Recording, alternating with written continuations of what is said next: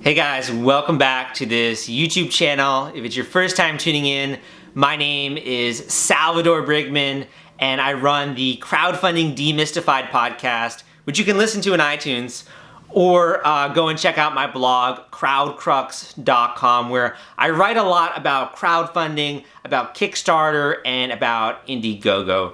And before we get into today's video, I just wanted to highlight that I have this new shirt here that I'm wearing. It's a little bit obnoxiously tropical, but that's only because it's sort of nearing the end of summer here in Brooklyn, New York, and I wanted to maintain the feel of like, yes, it's still summer. I don't want it to be cold again. So that's where this shirt comes from. It looks kind of like a zebra, so I think I might get some laughs about that in the comments.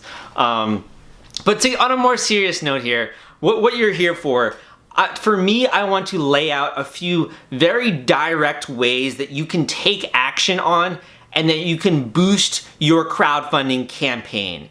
These ways apply to if you're launched on Kickstarter, if you've launched on Indiegogo, and really what I want to get to here are things that you can do if you're in the Kickstarter slump. And the Kickstarter slump, let's just say you launched, you got some pledges, and now you're having trouble maintaining that momentum. Or you launched and you really haven't seen the success that you've been looking for or that you expected. So these are a few things you can do to boost your campaign, but also they're just ways that you can continue to engage people at large online and get them interested in your campaign. So the first one I'm going to mention is, I think a lot of people do consider, but there's a lot of nuance to it, and that is paid advertising. So paid advertising, I'm referring to buying banner ads on websites like my own. I sell banner ads on my site, on KickTrack, around the web, various niche sites, or going with more of an advertising network related to a social platform. So like Facebook, you're buying ads on Facebook, you're buying ads on Twitter, on LinkedIn, even doing a YouTube ad, etc. That's what I mean by paid advertising. And I think the biggest misconception here about paid advertising is that it's a silver bullet. And it's not. It's really not. It's guaranteed pretty much, you're paying for it, that you're going to send traffic to this campaign. It's guaranteed all these people, they're coming to check out your campaign.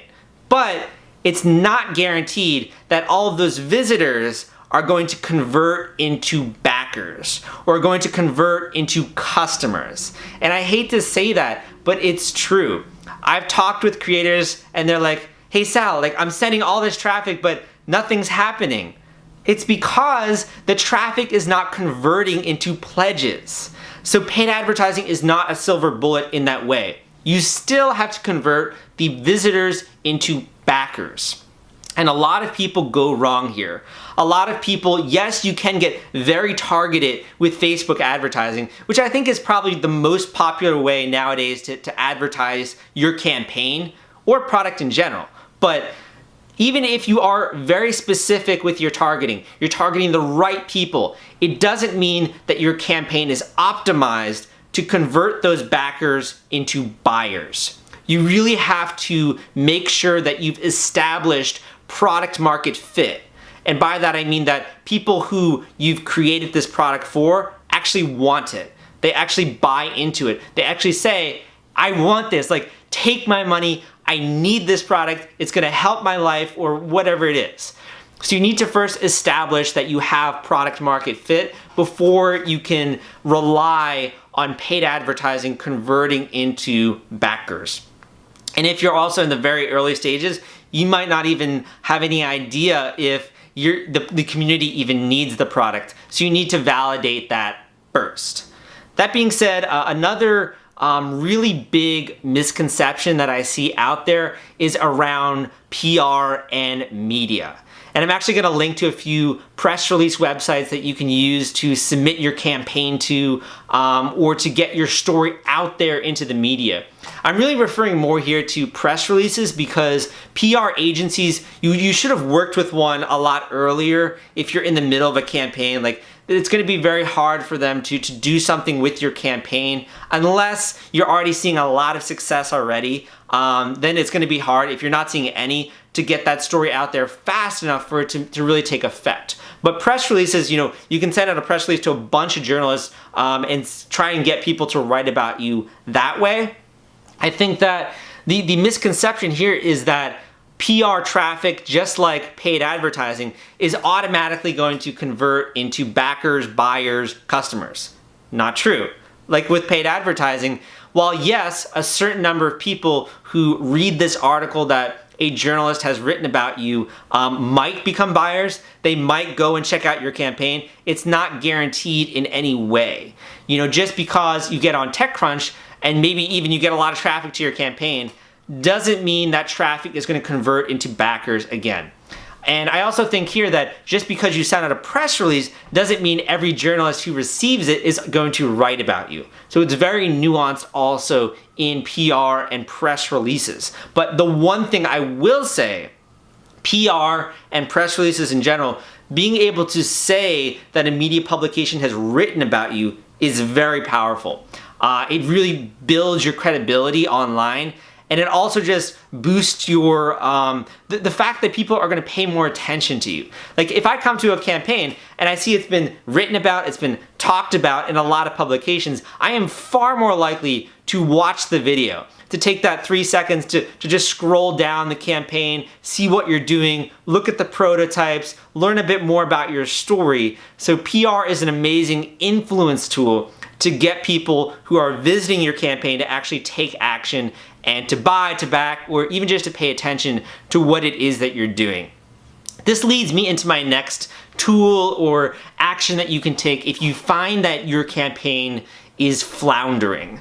And that is to join or to become a part of or to pay for backer community services.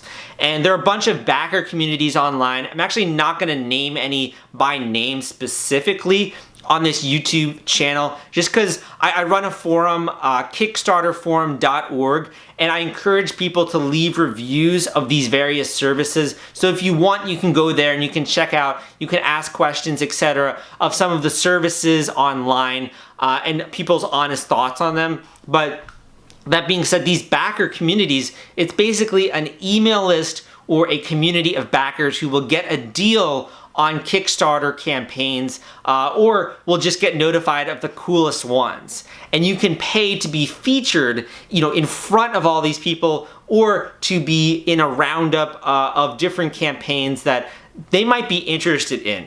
Think of it like an Amazon suggestion algorithm where if you see these other products and you've bought one that's similar, you also might like it. So you can get in front of backers that way. But again, it is not guaranteed that those backers are going to buy your campaign. There are a lot of different elements that go into launching a successful campaign, and just because you have launched one doesn't mean you can necessarily pay to get people to back it. And I'll talk a bit more about that at the end of this video. But the next way that I really think many people out there should consider doing, particularly if you have seen some progress but not the level that you want, is to rework your campaign. And this is the hardest option out there because it does take work. And if there's one thing that you do, I'm getting a little bit close here to the camera just because I really want to nail this. I want to hammer this home. If there's one thing that you do after listening to this YouTube video, go to the Crowdfunding Demystified podcast and listen to episode number 89. 89, I believe the title is The One Thing That This Campaign Did to Raise Over $200,000 on Kickstarter. And basically, this campaign, they launched, they were doing okay, and then they reworked their campaign because they realized that something wasn't right, that something was going wrong.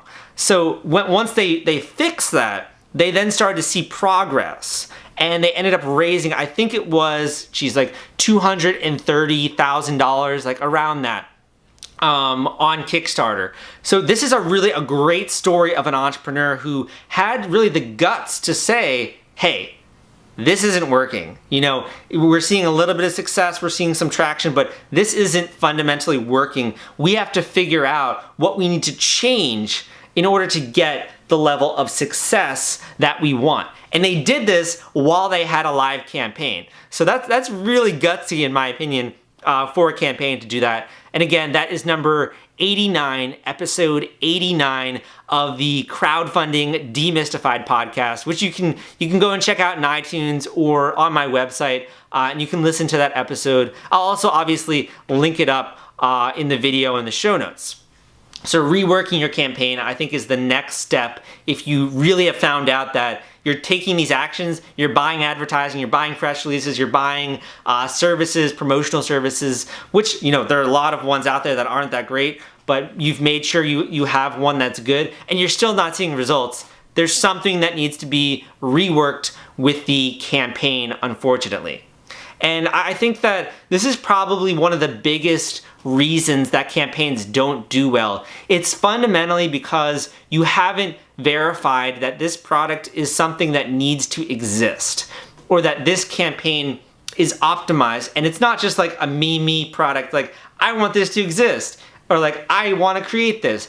You've actually went out there, you've talked with your audience or the people that you're trying to create this for, and they've told you, yes, like I want this, I'm ready to commit. Like, that's when a campaign should be launched, when you verified there is need, when you verified that people actually want this product. And I think there are way more things that I can talk about, but this is a longer video, so let's cut it here. And if you do want to learn more, you can go to crowdcrux.com/Kickstarter and you can enroll in my free Kickstarter course, get lots of lessons, actionable tips, etc. And I'll also link to, at the end, a video which I really recommend checking out on some of the marketing secrets that I've uncovered related to Kickstarter, crowdfunding, Indiegogo, and in general, getting people to take action online. Thank you for listening to this video, for putting up with my obnoxious shirt here, which you know, man, I really love summer, and I hope that the warm weather is going to continue much longer here in Brooklyn. But wherever you are, thank you for listening to this video, and I'll see you next time.